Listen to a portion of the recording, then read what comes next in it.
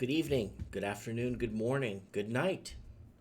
Wherever you're listening to this transmission, it is I, your humble servant, Mike Martins, coming with a more chillax vibe, laid back vibe, with some open lines. Monday night open lines, rants and lifestyle. Got the phone working, ready to go, and I urge people to call in if they have something they want to get off their chests, if they have something they want to discuss. I got a few good topics here if you guys want to maybe jump into them. And if you want to call in, open lines tonight, Monday night. People are already logging into the chat section. And it's really good to see people already on cue here, which is really good. You know, I'm a small outfit, small, tiny, one-man crew organization. I'm a family guy. Okay, somebody wants to talk about cryptocurrency. Call in. Educate us on cryptocurrency. Call in 1-250-800-1489. Talking truth. I think that's what we should be talking about. Talking about what's going on. Talking about what people are feeling. Talking about what people, I got a few things I want to talk about too. One thing that's been, not upsetting me, but it's going to upset a lot of people and not help, is the price of gas has been skyrocketing, right across the board. 3-4 years ago, they would say, "Oh, the price of oil just jumped over $120 a barrel, so we're gonna have to charge more for your gasoline." Now the price of oil is roughly $45 to $50 a barrel. It's half that price, but the price of gas keeps going up, and what else? Emotion drives thought. And that's what we do here on Open Lines, especially late at night. I like to get what's on people's minds with this, with what's going on, and this whole mass shooting thing.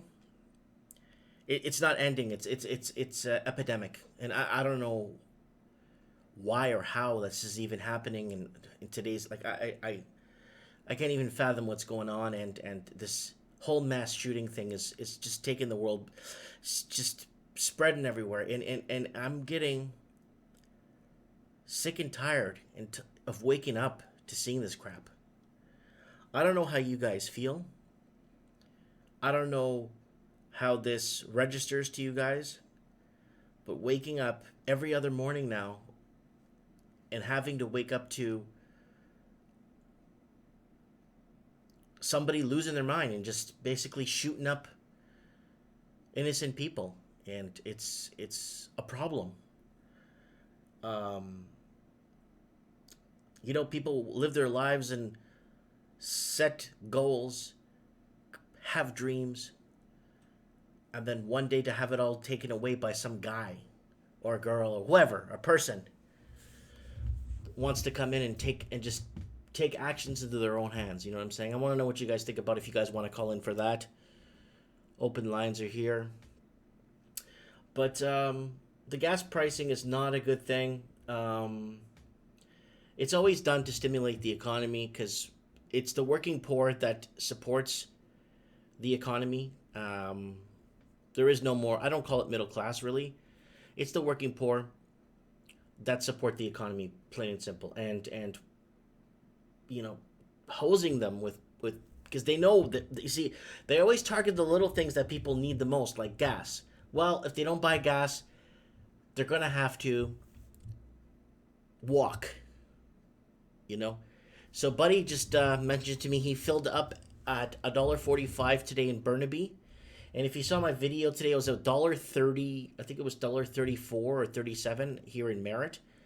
And 2 days ago, gas was $1.13 or roughly $1.14 here, like 3 days. So the price of producing this gas, it's like, people are saying now Mr. Robot is here saying that gas was $1.29 in Surrey last Friday.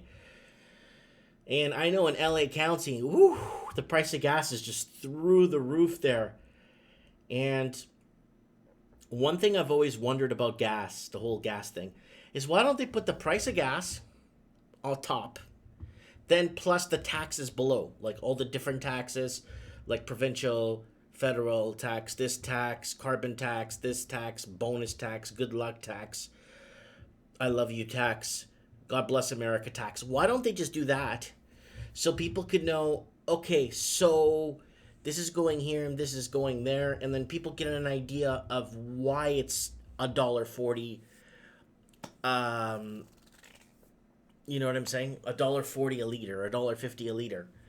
I think the next dot-com bubble is going to be the electric car movement. I foresee that happening. I think electric cars will be a big hype, but I think they're going to be overestimated in a way. I think they're going to drive the demand for them.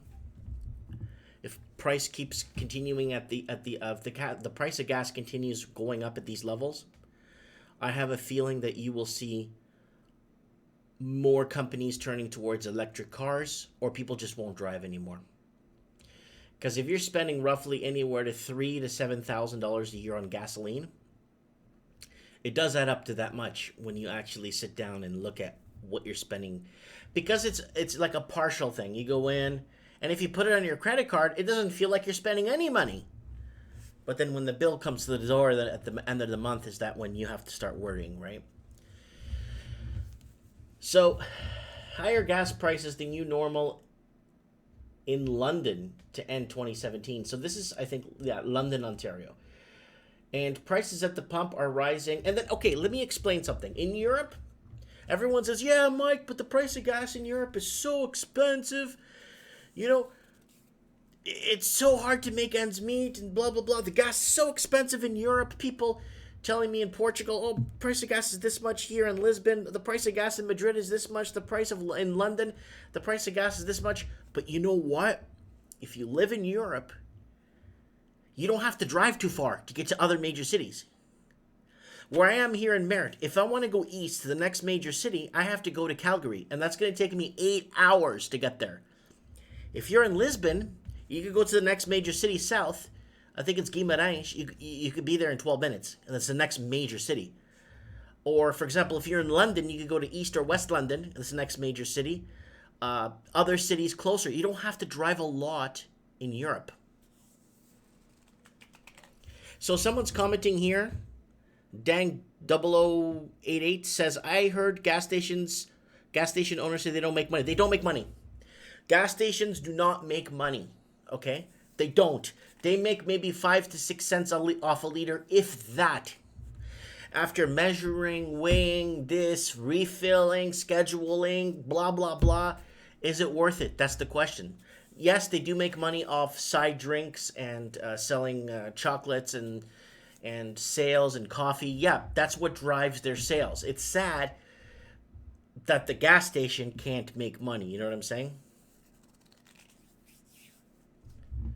And one time I went to a Gas Buddy. A Gas Buddy is an online thing that lets you, I think there's an app for it too, where it allows you to check prices around and see what's available for what price. And someone's commenting here, one time I went to Gas Buddy and change all the prices in the area, and it actually went down in some stations. That's true. It's very true. So if you want to call in with your gas discussion, I'll be more than happy to talk with you guys. It's 1-250-800-1489. And for people that don't have long distance plans and stuff, just do what I did. I just bought this. I got a Magic Jack in the mail, and they're $45 at Walmart. Man, I call all my friends down in Florida. I call my friends in Mexico City. I call my friends in Acapulco, in Guerrero. I call my friends in Las Cruces, New Mexico. Man, I'm having a great time. I put them on speakerphone. I sit back, do what I'm doing, you know what I'm saying? Organizing my stuff for my store for the next day, and I'm just talking to friends, you know what I'm saying? Someone's asking if, I think London Drugs carries it. They have that. Get the Magic Jack. There's other companies like, I think it's Uma, all the other, I've had them all, okay? And so far, the Magic Jack is, I think, $11 a year. It is the best investment you can make. You could, it's incredible. And like I said, I got my Magic Jack plugged in. I got my phone here on the sidelines ready to go. And it's you know, it's fantastic. It's $11 a year. You plug it in. You could either plug it into your PC or directly to your router if you don't have a computer. And I think that's fantastic. I think that's a great way for people to call into the show, because I have a lot of people saying they'd like to call in, but it's long distance and you know, but the flip side of it, the whole Magic Jack thing, I think is the greatest thing ever made. I think it's fantastic. You know, so, and you could cancel your home phone service. They could port your number too. When you set up Magic Jack, it gives you a section where to port a number, and you actually put the number in. It takes a couple of days, or you have to call them and they could do it for you.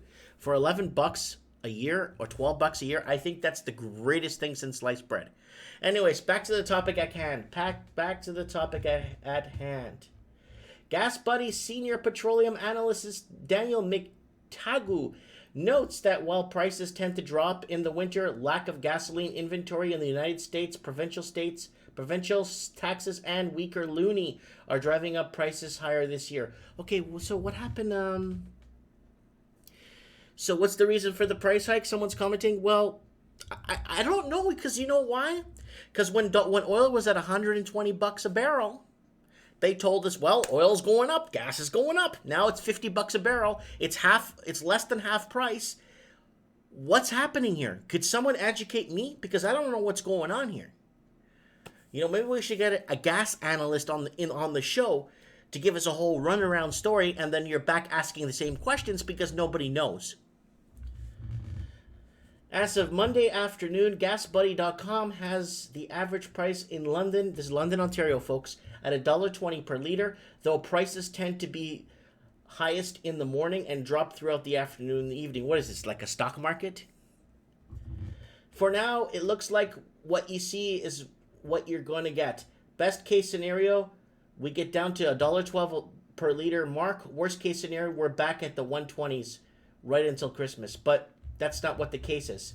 It's a lot more than that. How old is this damn article? This is from yesterday. This is from today. So, by the way, guys, November 7th, 2017, broadcasting from Merritt, British Columbia. The year is going by. Sorry, I forgot to mention that at the beginning of the show.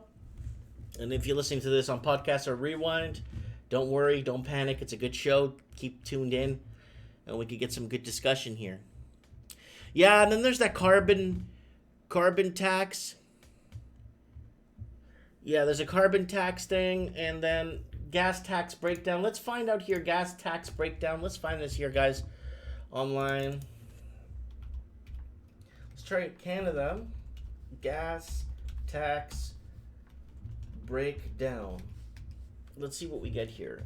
Okay, here, this is what we get. It's on the encyclopedia here, Wikipedia. Okay. It doesn't really break it down into subsections. It's called excise tax. Let's see here. Fuel consumption, gases, how does gasoline? Here we go. So it doesn't tell you here either. It just gives you the gas, 10% excise tax, goods and services tax, in different provinces, what they are. And then there's the price for diesel. So it doesn't give you anything in depth. You know what I'm saying? So it's almost like they're charging the tax on the tax, you know? Maybe this one here might give us a little bit of an insight on what exactly. Okay, here's something. I don't know how up to date this is. This says 14.7 cents per liter unleaded gasoline, 17.7 leaded gasoline, 4.3. Okay, this doesn't tell me nothing either. So if you guys know, if you want to send me a link or you want to call in, please call in and give us a tax breakdown on where most of this gas goes. So there's the provincial tax, there's the GST, HST, and that's it. Because I know there's a bunch of other weird stuff, you know, and if it's going towards production or the cost of crude went down. So why isn't the cost of production should go down, and the cost of transporting should go down because the cost of everything went down. So it's really a head spinner. You know what I'm saying? It's like it's a tail spinner. It's like, how do you, it's like almost robbing Peter to pay Paul. It's like, what's going on here? You know what I'm saying? So gasoline taxes across Canada. Let's see here, right here. So you got okay. Here we go. So we got Alberta. So the base price of gas is 70.7 cents, 10 cents excise tax, 5% GST, so it's 5% on that total, and then 4.49 cents per liter for carbon tax levy, and then provincial fuel tax is 13 cents a liter.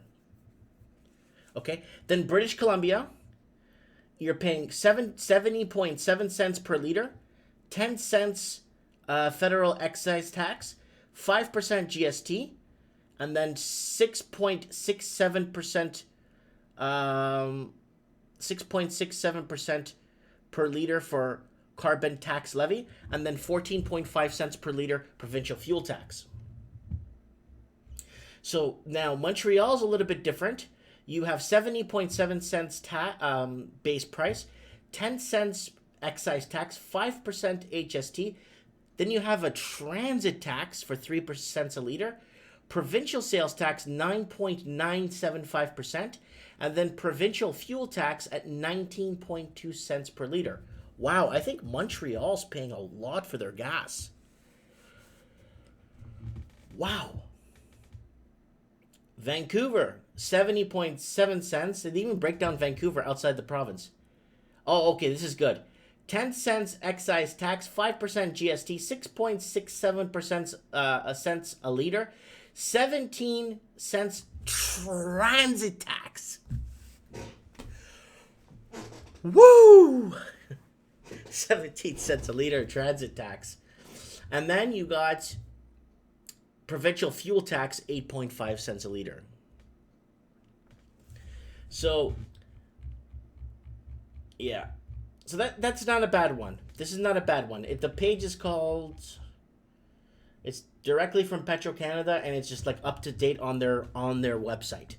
Because Petro-Canada, Esso, and those companies, they want to make people understand that it's not them raising the price. They're not raising the price. They have to raise the price to offset all these levies and taxes and fuel taxes and extra add-ons that are there. I don't know if you're ever at the pump and you're pumping gas and you look over at that big sticker that tells you, it's a pie chart that shows you how much gas is going from like cost of fuel, tax, GST, PST, fuel tax, levy tax, and it shows you what the profit is. And the profit margin's nothing. Like 0 to nothing. 0 to 2. Okay, if you want to get technical. So a lot of people are saying they want to blame the refinery. Let's see what's going on in Washington State Refinery. Washington State Refinery gas production. Let's see what this comes out to. Guys, don't be scared to call in, please. Let's see if there's anything in the news with this.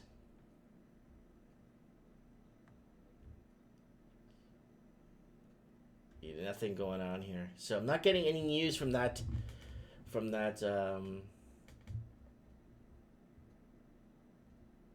Yeah, there's nothing coming. It's just the same one I saw. Same one I read to you guys. Yeah, I want to know what you guys think. If you want to call in and talk about gas, please don't be scared. The phone number is area code 250-800-1489. Call in. It's just me, you don't have to freak out. It's just me. And whatever you have on your mind, on your chest, if you want to tell us something, or you want to talk about something that we talked about in another episode, I'm more than happy to talk with you guys. I'm just chilling here, enjoying some lemon water, some coffee, And That's what's going on. So let's move on, guys. Mass shootings in America are spreading like a disease. I mean, I told you at the beginning of the show, and I'll say it again. I'm just getting to this point where I wake up in the morning and this is all you see now. Every other day or every other week, and it's becoming an epidemic, and it's really something I can't adjust to. It's something that I can't take in as a regular thing.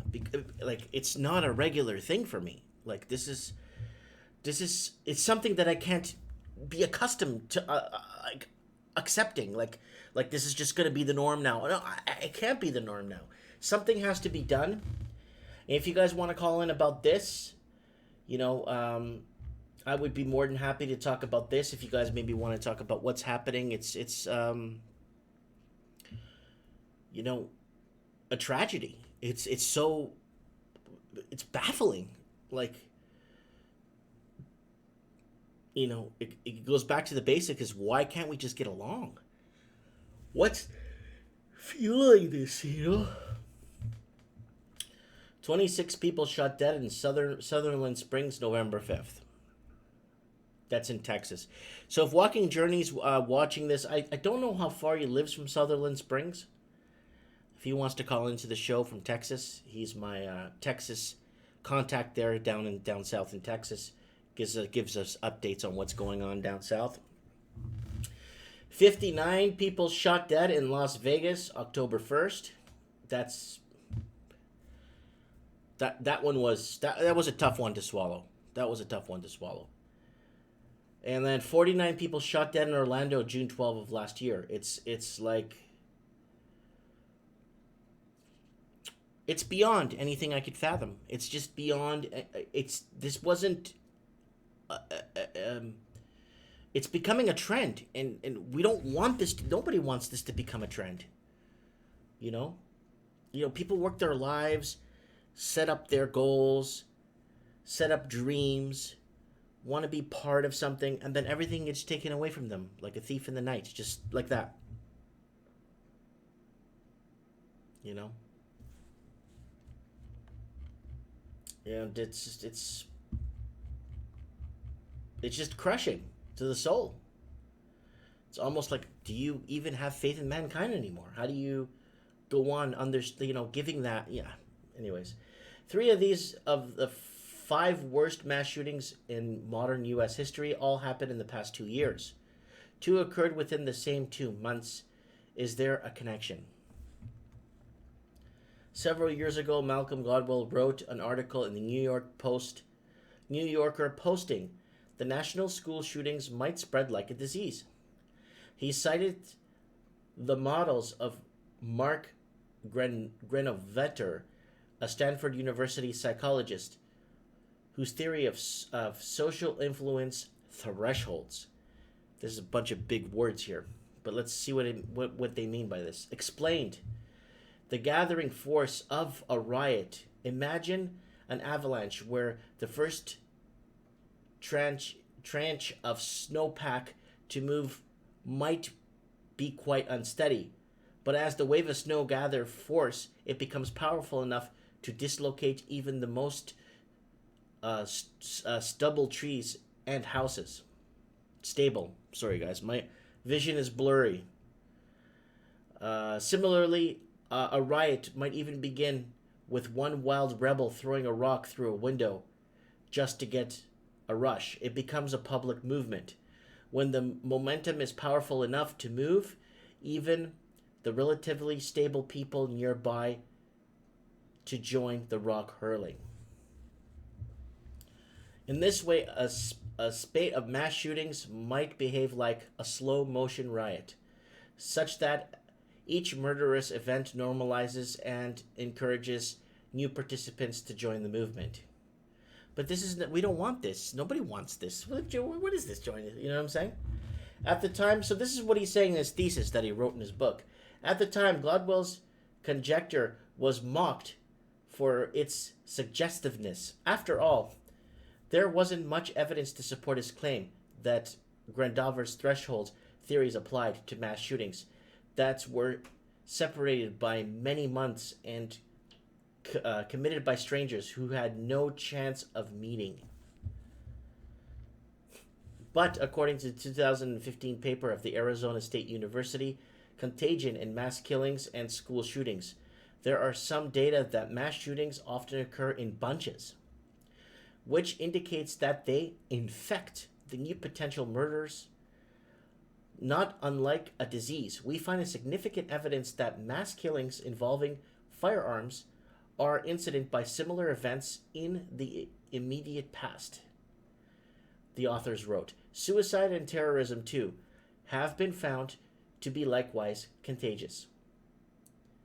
Interestingly, the authors found no significant association between the rate of school and mass shootings that the state's prevalence of mental illness.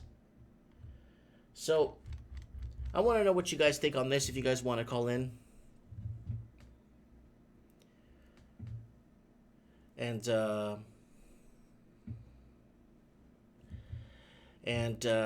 I'd like to know phone numbers 250-800-1489. I would like to hear your thoughts on this.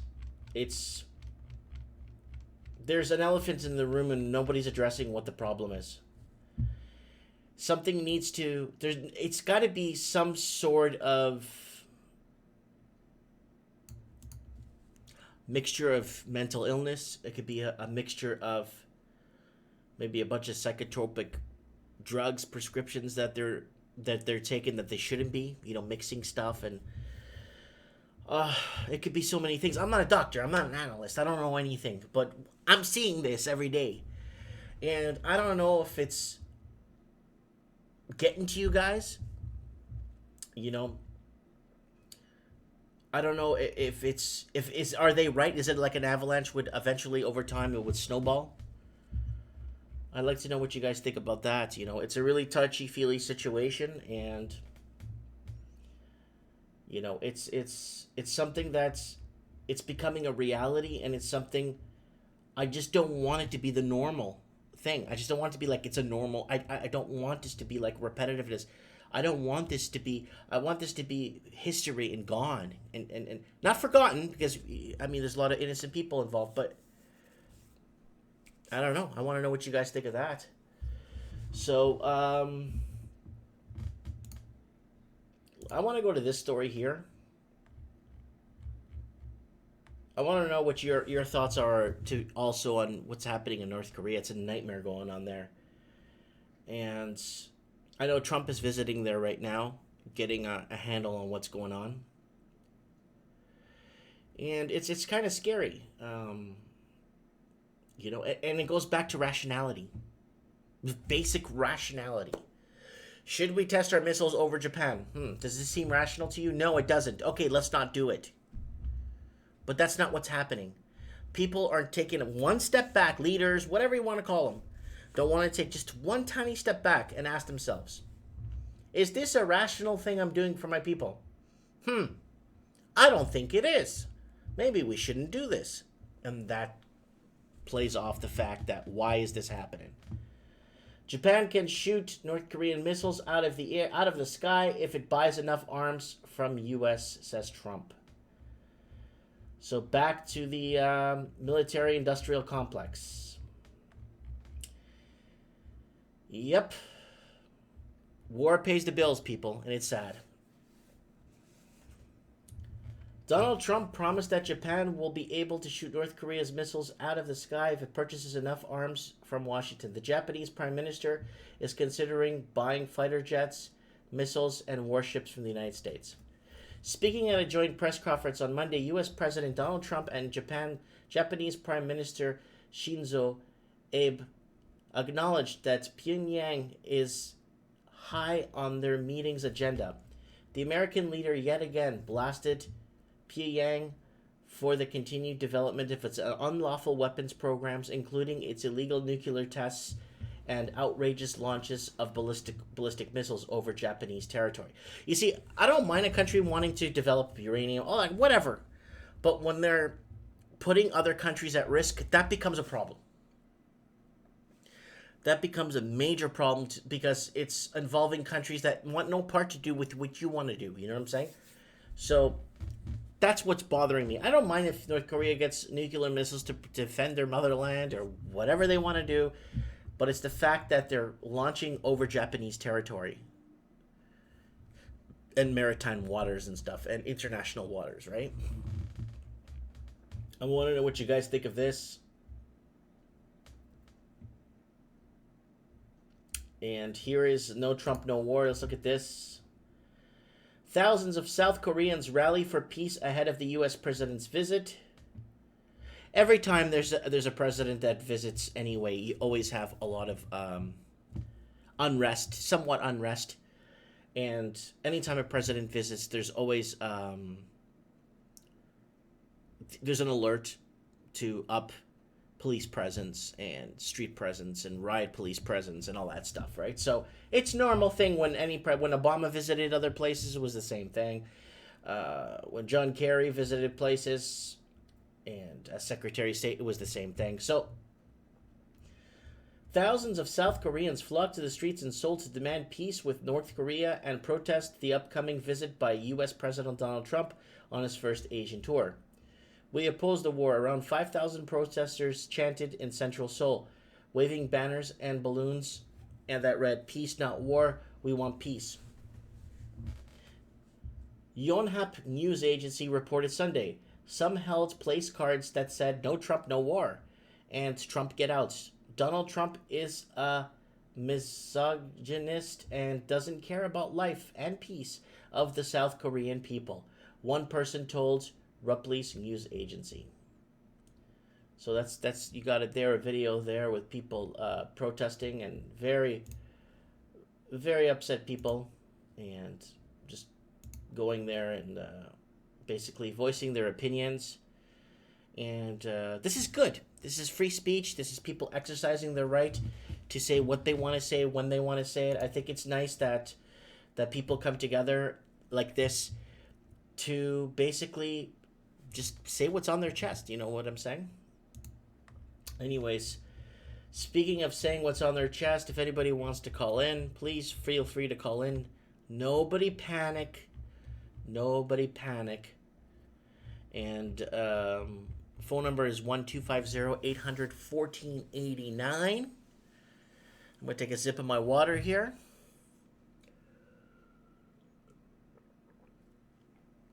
Let's see what's happening in Catalonia. Let's see if there's any news updates there.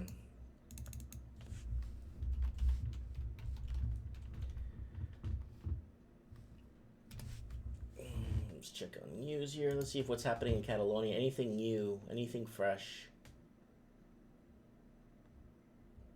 Let's see what's happening here in Catalonia. Catalonia is a big problem. They want to separate from Spain, but they can't. They got their own flag, their own national anthem, their own language. Catalonian ex-officials freed by Belgian judge. So if you guys were living under a rock for the last little while, Catalonia voted in favor of leaving Spain, like 93% in favor, and a lot of the judges and stuff, not judges, I'm sorry, Catalonia Parliament got arrested and thrown in jail because of that. And so let's see what happened here. The judge says they could not leave the country without permission and had to give details of their accommodation. They handed themselves in to a Belgian police following the EU arrest warrant issued by a Spanish judge. That's huge, people. Mr. Pergament fled the Belgium after Madrid imposed direct rule on Catalonia following the independence declaration. He has said he will not return to Spain unless he is guaranteed a fair trial. I don't think anyone broke laws. I mean, if somebody wants independence, I mean, I know a lot of the big countries don't want to see this because it's easier to rule a smaller country. You know, it's a lot easier to rule a smaller country, and it's more efficient with trade and importing and exporting and job creation. It's very, very easy, you know. And Catalonia is the perfect size. It's got a port. It's got a seaport. It's on a border with France. It's a perfect size country to you know. It's got a lot of income coming in, a lot of GDP. You know, this will hurt Spain financially because a majority of the money coming in is from Catalonia. Like 27% of the revenue Spain gets is from Catalonia. So it's a big deal. You know what I'm saying? Open lines, guys. Call in. November 7, 2017. Call in. Phone number is 1-250-800-1489. Open lines. No one's calling in. Why? Why is everyone scared? Call in. So Buddy's getting thrown into jail. So all this, the parliament, the Catalonian parliament's been thrown into jail. They are now expected to appear at court in Belgium within 15 days. Belgium has a maximum of 60 days to return the 5 to Spain. But if they don't raise legal objections, a transfer could happen much sooner. So this is not good. What's happening in Spain, guys, it is not good. The request made this afternoon by the Brussels Prosecutor Office for the provincial release of persons sought has been granted by the investigative judge, said the statement by the Belgian Prosecutor Office. From the left to right, so these are the people, I guess, that are Ms. Prigman's colleagues listed. EU arrest warrants are Mitrexel Surit, from Agriculture Minister, Antony Comín, former Health Minister, Lulis Puig, former Culture Minister, and Clara Pontasi, former Education Minister. So all these people are considered traitors,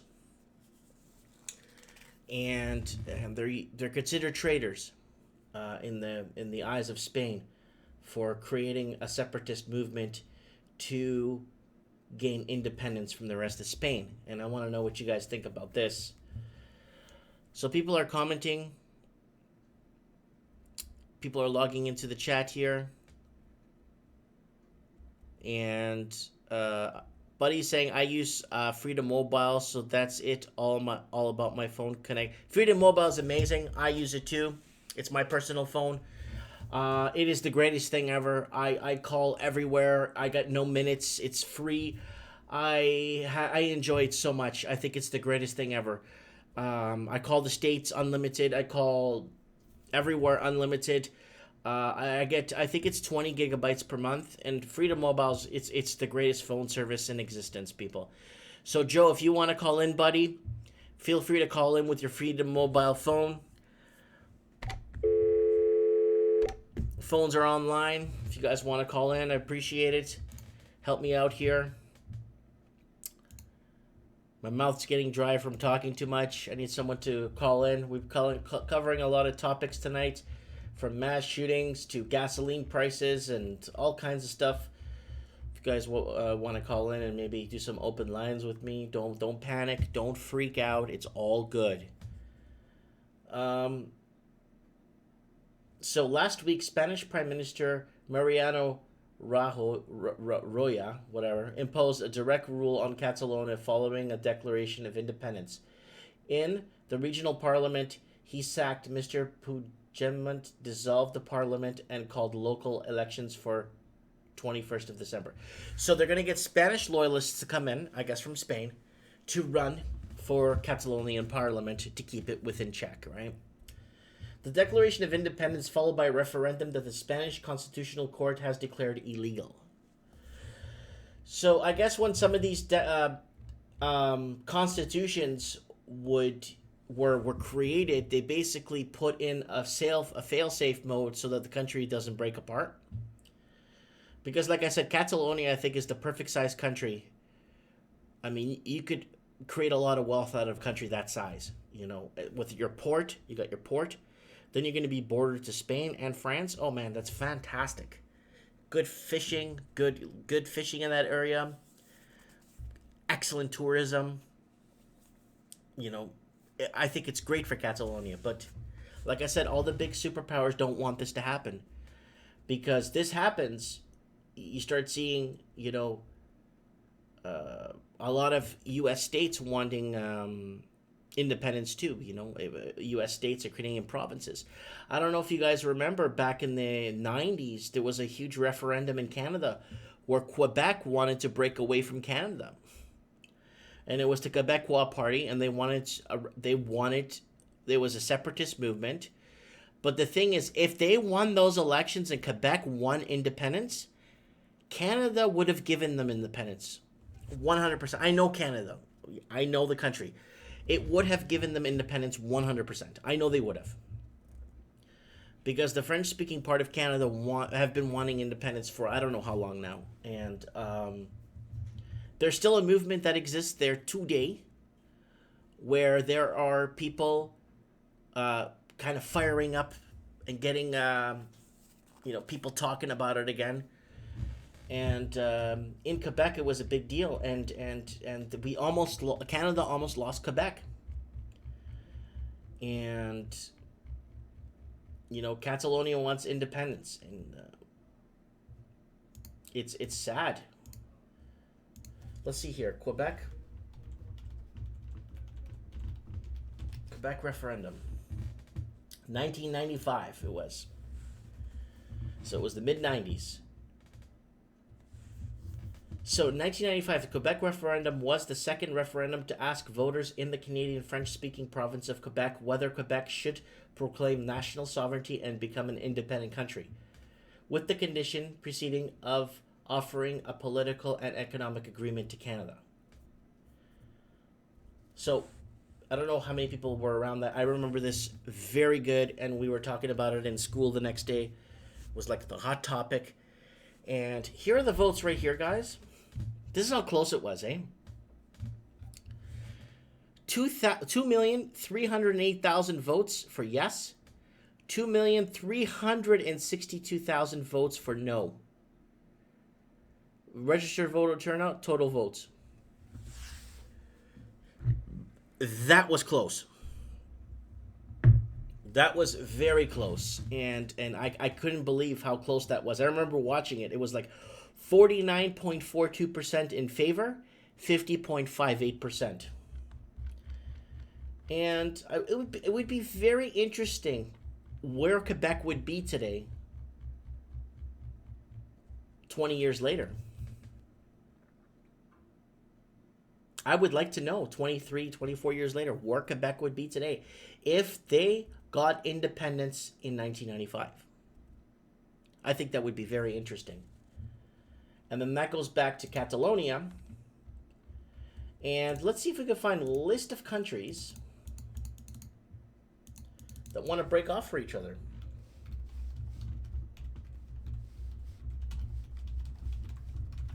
See what we get. Oops.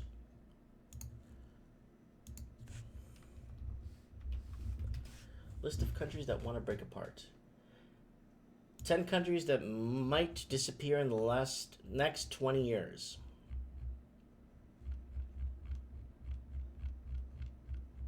Spain, which has been a unified country for 600 years, is teetering on the verge of collapse because of its crushing economic crisis and secessionist movements, according to the claims. The region of the Basque and Catalonia, the latter home of Spain's second biggest city, Barcelona, both want increased autonomy from the central government in Madrid with the ultimate aim of becoming autonomous states. So Spain, it's not even that, it's the Basque section of Spain too. That region up there too wants independence from Spain. So because Spain's not doing their job, right? But progress has been made in recent years with the armed terrorist group ETA, which was fighting independence for the Basque region, agreeing to lay down its weapons in 2011. Spain is also facing horrendous economic depression, with a quarter of young people out of work and many others facing deepening poverty. Okay, where's the next one? It's 20 countries. Reveal the 10 countries. Okay, where are the 10 countries here? I hate these dumb ads that what they do is they make you go through a million pages and read all their so where do you click to see the next ad or the next country? Don't you guys hate that? Or do I gotta go to the bottom of the... No, I hate that. It's probably right in front of my face. So it's not showing that here. So this is one of those ones you open on your phone. And what happens is you basically scroll through a million pages to look at the top 10. Okay, Wikipedia. So this is huge. So let's go with list of active separatist movements in North America. Let's see what we got here. Wow. There's quite a bit. There's the Alberta Separatist Movement. There's a couple of them, actually. British Columbia, Pacific Northwest, Northern U.S. So this is not giving us, this is just giving us countries that have parties with separatist movements. Okay. These countries all have secessionary movements on their way. So let's do this. Okay, here we go. See if this gives us anything. Okay, here we go. Venice from Italy. So Venice too is another obviously in Italy, and it wants to gain independence from the rest of the country. So Venice is one of them. For 1100 years, Venice was its own self-governing republic. In fact, it was one of the first republics of the modern world. Works such as A Merchant of Venice described in the thriving economic conditions of the day. As Venice defeated rivals such as Genoan and to become the most prosperous Mediterranean republic. At the height of its power, Venice stretched as far south as Greece. So what's going on? Venice secession desires have already encouraged others in Italy to consider seceding. Sardinia now has plans to have a referendum of its own, and 3 other regions of Italy, including Lombardy, are also considering secession and referendums in the future. So that's another one. It's Catalonia we covered. Quebec from Canada. Like Catalonia, Quebec has a separate language from the rest of the country, while Quebec says, well, but hold on a sec. If you go back to Italy, and I know people that watch my channel for a long time, I volunteer for the whole census you counted thing. And in Italy, we had a report of about 16, 17 different languages, registered languages in Italy. So I think like Sardinia would talks different dialect than Roma, and then like Lamezia would speak different than the different parts of Sicily would speak different than Venice. So I think to be very frank with you, Italy has several different languages within its borders too. So I just wanted to address that because I do see that in our return notes of what countries speak and what countries speak and where. Catalonia, Quebec has a separate language from the rest of the country. While Quebec secession has claimed in recent years, there is still a sizable minority there that favors breaking away from Canada.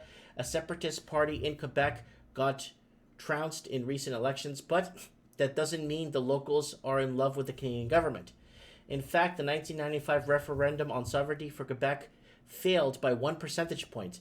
Those in favor of secession argued that preserving Quebec's distinct cultural heritage is important, and that Quebec was only acquired as a result of land swap between the British and French when Canada was under colonial rule. So, here's another one. Transnistria from Moldova. Moldova was originally part of Romania. Its breaking away republic in itself is also one of the poorest countries in Europe and one of the most miserable countries on earth, according to the excellent book. However, this secession nation has a breakaway republic of its own. Transnistria, also called Transnistria, also claimed independence from Moldova in 1990 and fought a war several years later to force the point. While Transnistria is not recognized as a sovereign state by any international group, it largely operates as one. Transnistria's desire for independence stems from fears of ethnic culture being washed away. Since Moldovans are essentially Romanian, the Russians of the Transnistria claim fear of persecution. So that's what's happening, people, with a lot of countries wanting to gain in. So there's secession.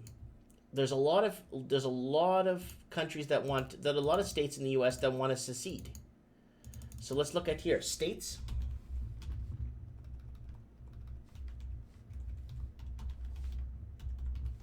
American states that petition for secession.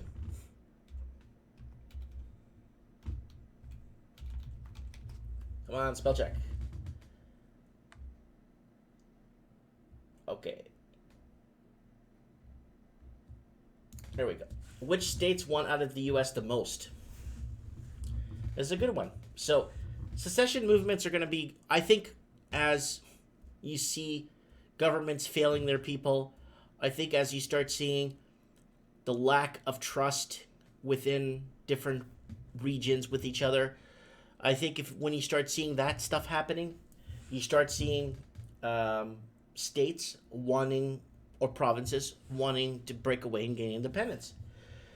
The secession movement of the White House open petition site now involves about half of the states of the U.S., which will be interrupted to mean we have more in common than we purport to.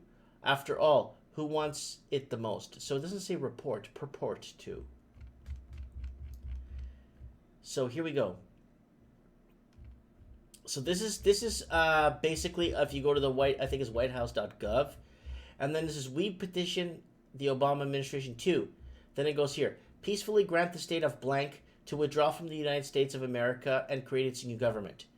As the founding fathers of the United States of America made it clear in the Declaration of Independence in 1776, when in the course of human events it becomes necessary for one people to dissolve the political bands which have connected them with another, and to assume another powers of the earth, the separate and equal station to which the laws of nature and nature's God entitle them. A decent respect to the opinions of mankind requires that they should declare causes which impel them to the separation. Governments are instituted among men, deriving their just powers from the constant and governed, that whenever any form of government becomes destructive and these ends, it is the right for people to alter or abolish it and institute a new government. So, the most popular,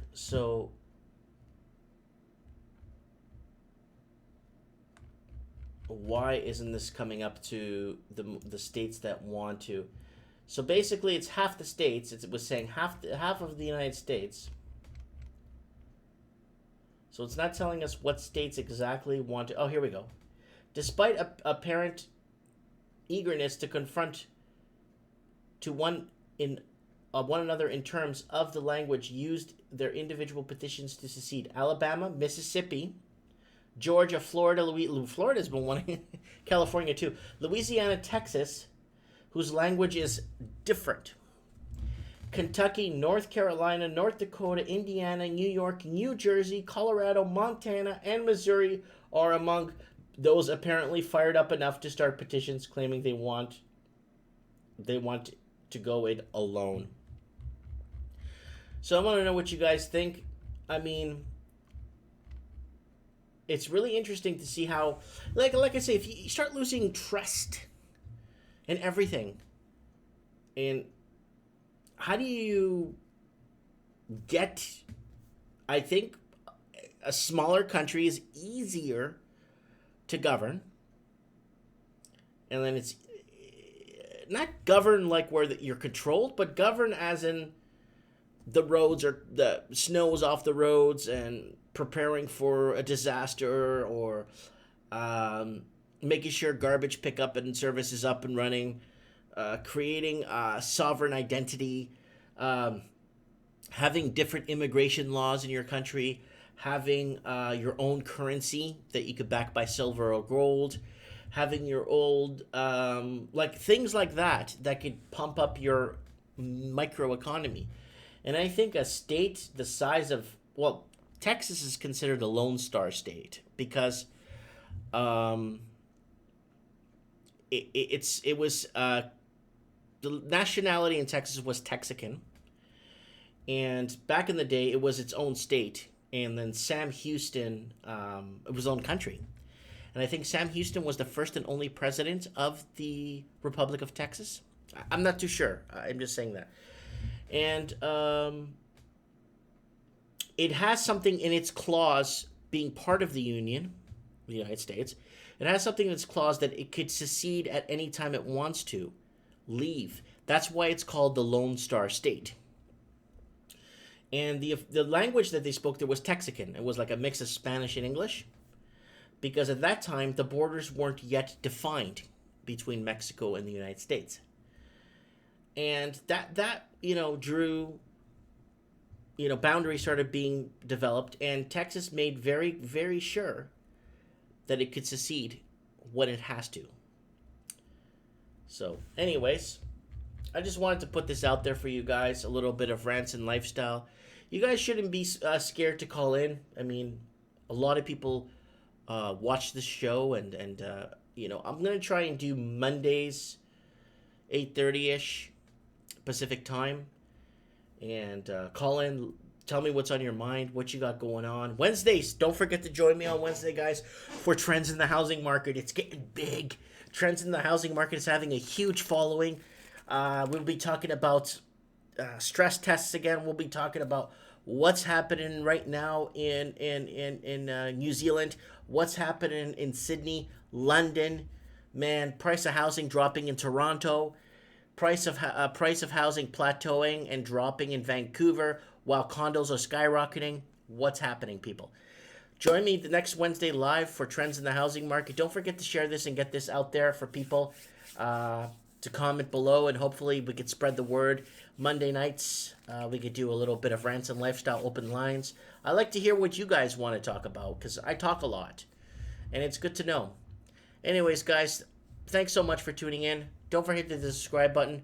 And if you're just tuning in, you could scroll back to the beginning of the show and see what we're talking about. Thanks for watching, and Godspeed. Good night.